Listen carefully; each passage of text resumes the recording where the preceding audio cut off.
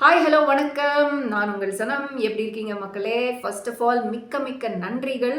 என்னோட ப்ரீவியஸ் வீடியோவுக்கு பயங்கரமாக சப்போர்ட் கொடுத்துருக்கீங்க.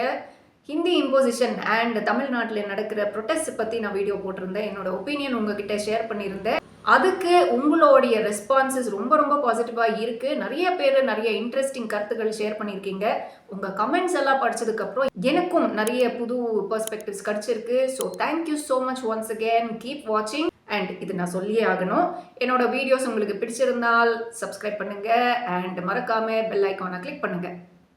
ஆக்சுவலி எனக்கு பொலிட்டிக்ஸ்னால் இன்ட்ரெஸ்ட் தான். ஆனால் இதுக்கு முன்னாடி என்னோட ஒப்பீனியன்ஸ் உங்ககிட்ட ஷேர் பண்ணுற வாய்ப்பு கிடைக்கல. ஆனால் இப்போது இந்த சேனல் மூலமாக நிறைய politics, current affairs, information awareness இதை பற்றி எல்லாம் பேசலாம் அண்ட் அதை பற்றி நிறைய இன்டராக்டிவ் டிஸ்கஷன்ஸும் பண்ணலாம். I personally believe as an Indian citizen, Indian லா பற்றி, இந்தியன் கான்ஸ்டிடியூஷன் பற்றி நம்ம எல்லோருக்கும் பேசிக்ஸ் அட்லீஸ்ட் தெரிஞ்சிருக்கணும். நம்ம இந்தியன் கான்ஸ்டிடியூஷன் பற்றி பேசும்போதே ஆரம்பமே வி த பீப்புள் அப்படின்னு இருக்கும். உலகத்திலேயே இருக்கிற மிகப்பெரிய ஜனநாயகம் நம்ம இந்தியா நாடு. India is world's largest democracy at 1.4 billion population. சரி, பாப்புலேஷன் பற்றி இதோ கொஞ்சம் நேரத்தில் பேசலாம். இப்போ டெமோக்ரஸி பற்றி பேசும்போது ஜனநாயகம், அதாவது by the people for the people. எல்லா பவர்ஸும் மக்கள் கையில் இருக்கு. யார் பவருக்கு வரணுன்ற செலெக்ஷன் பவரும் மக்கள் கையில் இருக்கு. Through free and fair elections, அதாவது one citizen one vote one value, இந்த மெயின் கான்செப்ட்ல தான் நம்ம டெமோக்ரஸி இருக்கு. So India is a democratic country. Indian government is a federal system. Federal சிஸ்டம்னா என்ன? நம்ம நாட்டின் அரசாங்கத்தில் ஒரு மெயின் சென்ட்ரல் கவர்மெண்ட் இருக்கும் அண்ட் நிறைய ஸ்டேட் கவர்மெண்ட்ஸ் இருக்கும். ஸோ நம்ம மத்திய அரசு, மாநில அரசு ரெண்டு கவர்னிங் பாடிஸுக்கும் தனிப்பட்ட பவர்ஸ் உண்டு. ஆனால் நம்ம ஸ்டேட் கவர்மெண்ட்ஸ் எல்லாரையும் கவர்ன் பண்ணுற மிகப்பெரிய பவர் வந்து நம்ம சென்ட்ரல் கவர்மெண்ட்டுக்கு இருக்குது. 28 மாநிலங்கள், 8 யூனியன் டெரிட்டரிஸ் இருக்குது இந்தியாவில். ஸோ எல்லாத்தையும் கவர்ன் பண்ணுறதுக்கு ஒவ்வொரு ஸ்டேட்லேயும் ஒரு கவர்னரை அப்பாயிண்ட் பண்ணுறாங்க. நம்ம சென்ட்ரல் கவர்மெண்ட்டோட ரெப்ரசன்டேட்டிவாக கவர்னர்ஸ் வந்து ஒவ்வொரு ஸ்டேட்லேயும் இருப்பாங்க. ஸ்டேட் கவர்மெண்ட்டை கவர்ன் பண்ணுறதும் தாண்டி மற்ற ரெஸ்பான்சிபிலிட்டிஸும் நம்ம சென்ட்ரல் கவர்மெண்ட் இருக்குது. For example defence, foreign relation. So இது எல்லாமே நம்ம பிரதமர், பிரைம் மினிஸ்டரோட முக்கியமான ரெஸ்பான்சிபிலிட்டிஸ். சரி, சென்ட்ரல் கவர்மெண்ட்ல பார்லிமெண்ட்லேயே ஒரு புது லா, ஒரு புது பாலிசி பாஸ் பண்ணுறாங்க அப்படின்னா அது எல்லா ஸ்டேட் கவர்மெண்ட்ஸை கட்டாயப்படுத்தி இம்ப்ளிமெண்ட் பண்ண வைக்க முடியுமா அப்படின்னு கேட்டிங்கன்னா கிடையாது. That's the beauty of democracy. இந்த பாலிசி நம்ம ஸ்டேட்டுக்கு சரி வராது, இதுலேருந்து நமக்கு எந்த பெனிஃபிட்டும் இல்லை அப்படின்ற அப்ஜெக்ஷன் வந்து அந்த ஸ்டேட்டோட சிஎம் கண்டிப்பாக பண்ணலாம். இதுக்கான ஒரு எக்ஸாம்பிள் தான் இந்த NEP 2020, national education policy 2020 bill pass பண்ணியிருக்காங்க இல்லையா? ஸோ அதை வந்து எல்லா ஸ்டேட்டும் இம்ப்ளிமெண்ட் பண்ணணும் அப்படின்னு மேண்டேட் பண்ணதுக்கு அப்புறமாவும் நம்ம தமிழ்நாட்டின் முதலமைச்சர் ஸ்டாலின் அவர்கள் ஒப்ஜெக்ஷன் பண்ணுறாங்க அண்ட் இங்கே ஒப்ஜெக்ஷன் பண்ணுறதுக்கான ஒரு ஓப்பனிங்கும் இருக்குது. ஆனால் இதுக்கப்புறம் நான் பேச போகிற விஷயத்த ஒன்ஸ் சென்ட்ரல் கவர்மெண்ட் பண்ணி முடிச்சிட்டால் அதுக்கப்புறம் அதை அப்போஸ் பண்ணுற பவர் வந்து ஸ்டேட்டுக்கும் கிடையாது, யாருக்குமே கிடையாது அப்படின்ற ஒரு மேண்டேட் நம்ம இந்தியன் கான்ஸ்டிடியூஷன்ல இருக்கு. அதனால தான் நம்ம தமிழ்நாடும் சரி, மற்ற சவுத் ஸ்டேட்ஸும் சரி இவ்வளோ சீரியஸாக, இவ்வளோ ஸ்ட்ராங்காக அப்போஸ் பண்ணுறாங்க. இப்போவே நம்மளுடைய அப்ஜெக்ஷன்ஸு ஸ்ட்ராங்காக சென்ட்ரல் கவர்மெண்ட்டுக்கு சொன்னாதான் உண்டு. அப்போதான் கான்ஸ்டிடியூஷன்ல ஒரு அமெண்ட்மெண்ட் பண்ணி தமிழ்நாட்டுக்கும் சரி, மற்ற சவுத் ஸ்டேட்டுக்கும் சரி எந்த ஒரு பாதிப்பு வராமல் சென்ட்ரல் லெவல்ல நம்மளுடைய ரெப்ரசன்டேஷனுக்கு எந்த ஒரு பாதிப்பு ஏற்படாத மாதிரி பார்த்துக்க முடியும். ஓகே, இப்போ பாயிண்ட்டுக்கு வந்துடுறேன். டீலிமிட்டேஷன், இதை பற்றி தான் இந்த வீடியோவில் நம்ம பேச போகிறோம். இதுக்கு ஏன் இவ்வளோ லென்த்தாக ஒரு ஹிஸ்ட்ரி கொடுத்தீங்க அப்படின்னு நீங்கள் கேட்கலாம். டீலிமிட்டேஷன் பற்றி சொல்கிறதுக்கு முன்னாடி டெமோக்ரஸி வர்சஸ் ஃபெடரலிசம் இந்த கான்செப்டை எக்ஸ்பிளைன் பண்ணி தான் நான் இந்த விஷயத்த சொல்ல முடியும். அதுக்கு தான் இந்த பேசிக்ஸை சொன்னேன். இப்போ நான் பேசினதுக்கு அப்புறம் உங்களுக்கே புரியும் டீலிமிட்டேஷன்னா என்ன. இந்தியன் கான்ஸ்டிடியூஷன் படி எவ்ரி 10 இயர்ஸ் சென்சஸ் நடக்கணும். அதாவது state by state population number, மக்கள் தொகை ரெக்கார்டு பண்ணி இந்த நம்பர் வந்து சென்ட்ரல் கவர்மெண்ட்டுக்கு கொடுக்கணும். இந்த பாப்புலேஷன் நம்பர் அடிப்படையில் ஒவ்வொரு ஸ்டேட்லேயும் இருக்கிற ஒவ்வொரு கான்ஸ்டிடியூவன்சியோட டெரிட்டரி வந்து ரீஅட்ஜஸ்ட் பண்ணுவாங்க.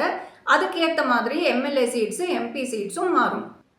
இந்தியா நாட்டில் இண்டிபெண்டன்ஸுக்கு அப்புறம் எத்தனை வாட்டி இந்த டீலிமிட்டேஷன் ப்ராசஸ் நடந்திருக்கு அப்படின்னா 4 வாட்டி நடந்திருக்கு.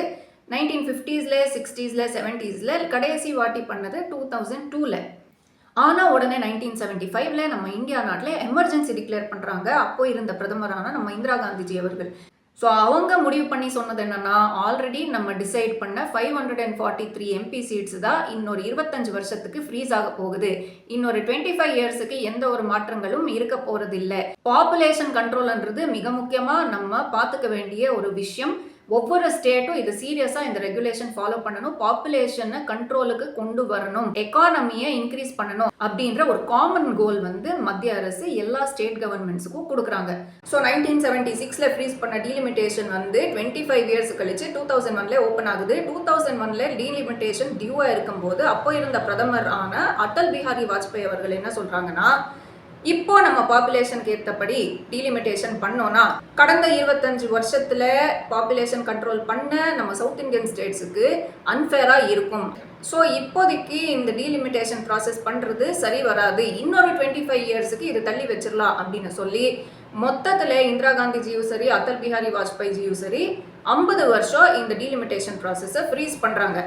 அதுக்கேற்றபடி தான் 2026ல இந்த டீலிமிட்டேஷன் டியூ ஆயிருக்கு.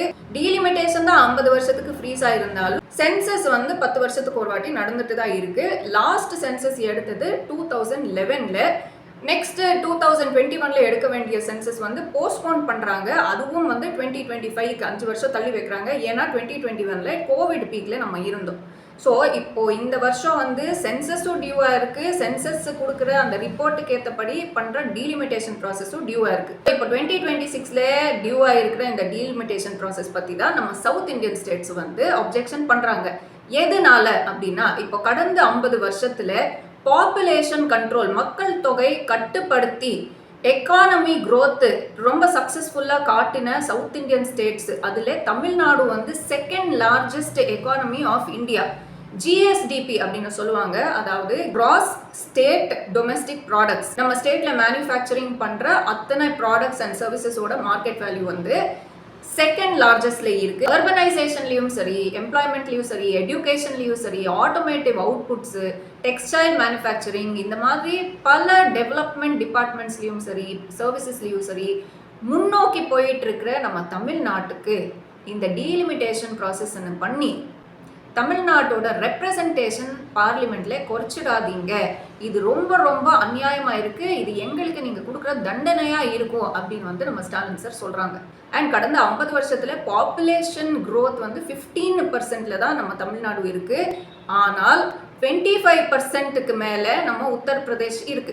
சென்ட்ரல் கவர்மெண்ட் சொன்ன விஷயத்த ரொம்ப சின்சியரா ஃபாலோ பண்ணி இன்னைக்கு பாப்புலேஷன் growth ரொம்ப ஸ்ட்ராங்கா நம்ம கண்ட்ரோல் பண்ணியும் எக்கானமி growthல இந்தியன் ட்ரெஷரிக்கு செகண்ட் லார்ஜஸ்ட் கான்ட்ரிபியூட்டரா இருந்தும் இப்போ நீங்க பாப்புலேஷனுக்கு ஏற்றபடி டீலிமிட்டேஷன் பண்ணி அதிகமா பாப்புலேஷன் இருக்கிற நார்த் ஸ்டேட்ஸுக்கு அதிகமா எம்பி சீட்ஸ் கொடுத்து கம்மி பாப்புலேஷன் இருக்கிற எங்களுக்கு எம்பி சீட்ஸ் குறைச்சிட்டீங்க அப்படின்னா என்ன நியாயம்? ஹோம் மினிஸ்டரான அமித் ஷா என்ன சொல்றாங்கன்னா, தமிழ்நாடு கவலையே பட வேண்டாம், எம்பி சீட்ஸ் குறையாது, இதுக்கு நான் கேரண்டி அப்படின்னு சொல்றாங்க. இதெல்லாம் நம்புற மாதிரியா இருக்கு? எந்த பேசிஸ்ல டீலிமிட்டேஷன் நடக்கும்னாவது நீங்க சொல்லுங்க அப்படின்னு நம்ம ஸ்டாலின் சார் மார்ச் 5 ஒரு ஜாயிண்ட் பார்ட்டி மீட்டிங் அரேஞ்ச் பண்றாங்க. இந்த பிரச்சனைக்கு ஒரு முடிவு பண்ணலாம், நீங்க எல்லாரும் சேர்ந்து சப்போர்ட் பண்ணுங்க அப்படின்னு சொல்லி தமிழ்நாட்டிலே இருக்கிற எல்லா ஒஃபீஷியல் கட்சிகளுக்கும் இன்விடேஷன் கொடுத்திருக்காங்க. இந்த மீட்டிங் அட்டென்ட் பண்ணது அப்போசிஷன் பார்ட்டியான AIADMK and DMDK, PMK, MNM தலைவரான நம்ம கமல்ஹாசன் சார், டிவிகே பார்ட்டிலிருந்து ஆனந்த் சார், இவங்க எல்லாரும் அட்டென்ட் பண்றாங்க. ஆனால் ஆஸ் எக்ஸ்பெக்டட் பிஜேபி சவுத் தலைவரான அண்ணாமலை அவர்கள் இந்த மீட்டிங் அட்டென்ட் பண்ணல. ஏன்னா இந்த இஷ்யூவே எகென்ஸ்ட் பிஜேபி தான் இருக்கு. ஆல்சோ நாம் தமிழர் கட்சியிலிருந்து நம்ம சீமான் அவர்களும் இந்த மீட்டிங் அட்டென்ட் பண்ணல. அது டிஎம்கே தான் இந்த கேஸ் ஆக்டிவா வச்சிருக்காங்க, என்ன அடிக்கிறதுக்கே இந்த கேஸை யூஸ் பண்ணிக்கிறாங்க, விஜயலட்சுமியை ஒரு பானா யூஸ் பண்ணிக்கிறாங்க அப்படின்னு பெரிய குற்றச்சாட்டு டிஎம்கே மேல வச்சிருக்காங்க. ஸோ அவங்க மீட்டிங் அட்டென்ட் பண்ணாததும் எக்ஸ்பெக்டட் சினாரியோ தான். ஆக்சுவலி இந்த அரசியல் எல்லாம் தள்ளி வச்சுட்டு ஈகோ எல்லாம் மறந்துட்டு நம்ம தமிழ்நாட்டு நல்லதுக்காக இவங்க ஒரு நல்ல விஷயம் பண்றாங்க, இவங்களை நம்ம சப்போர்ட் பண்ணணும் அப்படின்னு முன் வந்த அப்போசிஷன் பார்ட்டியான AIADMK, TVK party, MNM, CPI, CPIM, INC இவங்க எல்லாரையும் உண்மையிலே பாராட்டணும். நம்ம டுகெதராக யுனைடெடாக நின்னோன்னா கண்டிப்பாக நம்ம நினைச்சது சாதிக்க முடியும் அப்படின்ற ஒரு உதாரணமா இந்த மீட்டிங் போயிருக்கு. மெயின் டாபிக் ஆஃப் டிஸ்கஷனை வந்து இந்த டீலிமிட்டேஷன் தான். டீலிமிட்டேஷன் 2026க்கு டியூவா இருக்கு. ஸோ சென்ட்ரல் வந்து பாப்புலேஷனுக்கு ஏற்றபடி தான் இந்த டீலிமிட்டேஷன் ப்ராசஸ் பண்ணணும். ஸோ பாப்புலேஷன் அதிகமாக இருக்கிற நார்த் இந்தியன் ஸ்டேட்ஸுக்கு அதிகமாக எம்பி சீட்ஸ் கொடுக்குற வாய்ப்புகள் இருக்கு. எங்களுக்கு எம்பி சீட்ஸ் குறைக்கிற வாய்ப்புகளும் இருக்கு. இதுக்கு என்ன பண்ணலாம்? சிம்பிளா இன்னொரு 30 வருஷத்துக்கு நீங்க இது ஃப்ரீஸ் பண்ணி வச்சிருங்க, அதுக்கப்புறம் பார்த்துக்கலாம் அப்படின்னு நம்ம ஸ்டாலின் சார் சொல்றாங்க. சரி, இந்த மீட்டிங்ல என்னதான் நீங்க டிஸ்கஸ் பண்ணீங்க, இந்த டீலிமிட்டேஷனுக்கு என்ன சொல்யூஷன் அப்படின்னு பிரஸ் வந்து கேட்குறாங்க. அப்போ நம்ம கமல்ஹாசன் சார் என்ன சொல்றாங்க அப்படின்னா, எம்பி சீட்ஸ் குறைய வேண்டாம், இப்போ பார்லிமெண்ட்ல லோக்சபால இருக்கிற 543 சீட்ஸ் அப்படியே தான் இருக்கட்டும், எம்எல்ஏ சீட்ஸ் இன்க்ரீஸ் பண்ணுங்க, ஸ்டேட் லெஜிஸ்லேட்டிவ் அசம்பிளி சீட்ஸ் நீங்க பாப்புலேஷன் ஏற்ற மாதிரி நீங்க இன்க்ரீஸ் பண்ணுங்க. இது ஒரு நல்ல சொல்யூஷன் தான். இப்போதைக்கு நம்ம இந்தியா நாட்டில் ஒரு ஆவரேஜில் 15.5 lakh பாப்புலேஷனுக்கு ஒரு எம்பி இருக்காங்க.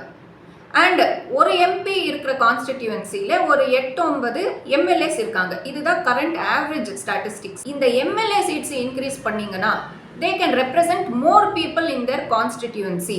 மக்களுக்கும் வந்து நிறைய விஷயங்கள் நம்ம வந்து ஈஸியாக போய் ரீச் அவுட் பண்ணிக்கலாம். அதே மாதிரி எம்பி மேல இருக்கிற பர்டன் வந்து கம்மியாகும். இன்னும் சிலர் என்ன சொல்றாங்கன்னா, நம்ம லோக்சபால மினிமம் ஒரு 800+ கெப்பாசிட்டி இருக்கு அண்ட் டீலிமிட்டேஷன் 50 வருஷத்துக்கு தள்ளி வச்சிருக்கீங்க. ஸோ நீங்க டீலிமிட்டேஷன் பண்ணலாம். ஆனா இப்போதைக்கு இருக்கிற பர்சன்டேஜ் ஆஃப் ரெப்ரசன்டேஷன் இருக்குல்ல, ஃபார் எக்ஸாம்பிள் தமிழ்நாட்டில் 39 எம்பி சீட்ஸ் இருக்குது. So compare to total number 543, 39 MP சீட்ஸ்னா கிட்டத்தட்ட 7.18% ரெப்ரசன்டேஷன் நம்ம வந்து இருக்கோம். இந்த 7.18% ரெப்ரசன்டேஷன் அப்படியே மெயின்டைன் பண்ணி நீங்கள் வந்து இன்க்ரீஸ் பண்ணுங்க. ஃபார் எக்ஸாம்பிள் உத்தரப்பிரதேஷோட கரண்ட் ரெப்ரசன்டேஷன் 14.7%ல இருக்கு. இந்த பர்சன்டேஜ் அப்படியே ரீடைன் பண்ணிட்டு நீங்க ஒவ்வொரு ஸ்டேட்டுக்கும் நீங்க வந்து எம்பி சீட்ஸ் இன்க்ரீஸ் பண்ணலாம் அப்படின்னு சில பேர் சொல்றாங்க. ஸோ இந்த பர்சன்டேஜ் பேசிஸில் நம்ம டீலிமிட்டேஷன் பண்ணோன்னா எம்பி சீட்ஸு தமிழ்நாட்டுக்கே வந்து 39லேருந்து 60க்கு போகும், உத்தரப்பிரதேஷுக்கு 80 சீட்ஸ்லேருந்து 124 சீட்ஸுக்கு இன்க்ரீஸ் ஆகும். இந்த பேசிஸில் பண்ணாலாவது ஓரளவுக்கு நியாயமாக இருக்கும் அப்படின்னு சில பேர் சொல்கிறாங்க. இது எல்லாமே வந்து ஜாயிண்ட் பார்ட்டி மீட்டிங்கில் டிஸ்கஸ் பண்ணுறாங்க.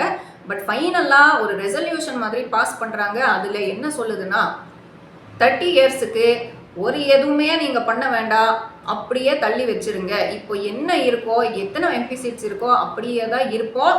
நம்ம வந்து எக்கானமி க்ரோத்தில் ஃபோக்கஸ் பண்ணலாம். இந்தியாவுக்கும் சரி நார்த் இந்தியாவுக்கும் சரி ஃபைனான்ஷியல் கான்ட்ரிபியூஷன் முக்கியமாக வருது சவுத் இந்தியன் ஸ்டேட்ஸ்லேருந்து. ஸோ நம்ம ரெப்ரசன்டேஷன் எந்த ஒரு காரணத்தை கொண்டு குறையக்கூடாது அப்படின்ற ஸ்டாண்டில் ரொம்ப ஸ்ட்ராங்காக நிற்கிறாங்க நம்ம ஸ்டாலின் சார் அவர்கள். இப்போ மற்ற ஸ்டேட்ஸ் ஆன கர்நாடகா, தெலுங்கானா, ஆந்திர பிரதேஷ், கேரளா எல்லாருக்குமே வந்து அவங்க ஷவுட் அவுட் கொடுத்துருக்காங்க. வர்ஸ்ட் கேஸ் சினாரியோ இதுதான். இங்கே என்ன ஆகும், நார்த் இந்தியன் ஸ்டேட்ஸாக இருக்கிற நம்ம உத்தரப்பிரதேஷ், மத்திய பிரதேஷ், பீகார், ராஜஸ்தான் எல்லாத்துக்கும் எம்பி சீட்ஸ் இன்க்ரீஸ் ஆகும். ஆனால் சவுத் இந்தியன் ஸ்டேட்ஸ் ஆனால் தமிழ்நாடு, கேரளா, கர்நாடகா, ஆந்திர பிரதேஷ்க்கு நம்பர் ஆஃப் எம்பி சீட்ஸ் குறைஞ்சிடும். இது எப்போ number of MP seats change பண்ணாமல் 543லேயே வச்சுட்டு பாப்புலேஷனுக்கு ஏற்றபடி டீலிமிட்டேஷன் பண்ணாங்க அப்படின்னா, ஏற்கனவே நம்ம ரெப்ரசன்டேஷன் 10 அப்படின்னு நம்ம சொல்லிட்டு இருக்கிற இந்த டைமில் டோட்டலாக இது வந்து ஆஃப் ஆகிடும். சவுத் இந்தியன் ஸ்டேட்ஸோட வாய்ஸே வந்து சைலன்ஸ் ஆகிடும் அப்படின்னு நியாயமான ஒரு விஷயத்த முன்வைக்கிறாங்க நம்ம ஸ்டாலின் சார். ஸோ ஃபைனலி நம்ம தமிழ்நாட்டிலேருந்து முன் வச்ச இந்த அப்ஜெக்ஷனுக்கு நம்ம சென்ட்ரல் கவர்மெண்ட் என்ன சொல்ல போகிறாங்க அப்படின்றது காத்திருந்து பார்க்கணும். ஆக்சுவலி நம்ம சென்ட்ரல் கவர்மெண்ட்டுக்கு இது ஒரு சிக்கலான சிச்சுவேஷன் தான். ஏன்னா நம்ம இந்தியன் கான்ஸ்டிடியூஷன் படி மக்கள் தொகை அடிப்படையில் மட்டுமே இந்த டீலிமிட்டேஷன் ப்ராசஸ் நடத்தணும். ஆனால் அப்படி பண்ணால் சவுத் ஸ்டேட்ஸ் எல்லாரையும் அப்போஸ் பண்ணுற மாதிரி இருக்கும். அண்ட் முக்கியமாக சவுத் கவர்மெண்ட்ஸோட பவர் ஆஃப் பண்ண மாதிரி இருக்கும். இது ரெண்டுமே பண்ணாமல் சவுத் வைக்கிற அப்ஜெக்ஷனை அக்செப்ட் பண்ணிட்டு இந்தியன் கான்ஸ்டிடியூஷன்ல ஒரு அமெண்ட்மெண்ட் கொண்டு வருவாங்களா அப்படின்றதும் காத்திருந்து பார்க்கணும். இந்த வீடியோ ஃபுல்லாக பார்த்ததுக்கு நன்றிகள். Thank you so much. Please don't forget to leave your comments in the comment section. மீண்டும் சந்திப்போம் அடுத்த வீடியோவில்.